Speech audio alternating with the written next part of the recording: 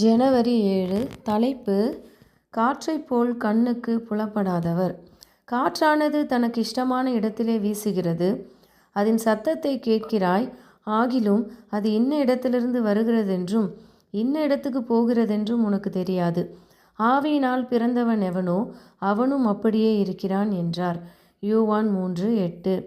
மரங்களின் கிளைகளுக்கிடையிலும் இலைகள் மற்றும் பூக்களின் சலசலப்பிலும் காற்றின் ஓசை கேட்கப்படுகிறது. என்றாலும் அது கண்களுக்கு புலப்படாத விதத்தில் உள்ளது. மேலும் அது எங்கிருந்து வருகிறது அல்லது எங்கே போகிறது என்று ஒருவருக்கும் தெரியாது. இதே போன்றுதான் இருதயத்தின் மீது பரிசுத்த ஆவியின் கிரியையும் இருக்கிறது. காற்றின் அசைவுகளை காட்டிலும் வேறெதுவும் ஆவியானவரை விளக்க முடியாது.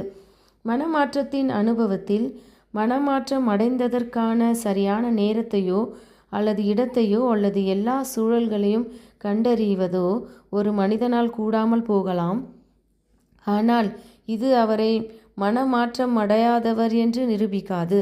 காற்றைப் போல் காண முடியாத ஒரு ஏதுகரம் மூலம் இருதயத்தின் மீது கிறிஸ்து தொடர்ந்து கிரியை செய்து கொண்டிருக்கிறார். சிறிது சிறிதாக பெற்றுக்கொள்பவர் அறியாத விதத்தில் ஆத்துமாவை கிறிஸ்துவிடம் ஈர்ப்பதற்கான எண்ணங்கள் உருவாக்கப்படுகின்றன.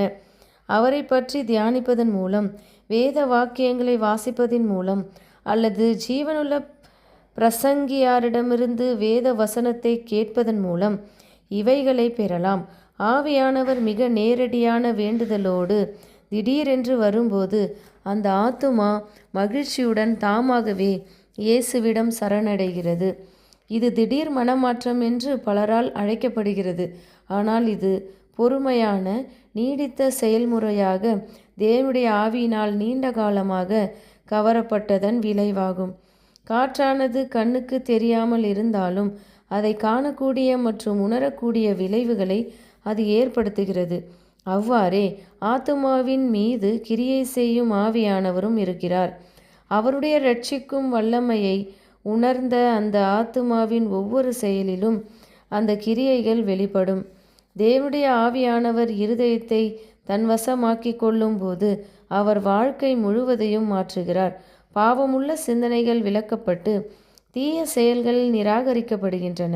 அன்பு, மனத்தாழ்மை மற்றும் சமாதானம் ஆகியவைகள் கோபம், பொறாமை மற்றும் சண்டை ஆகியவைகளின் இடத்தை நிரப்புகின்றன.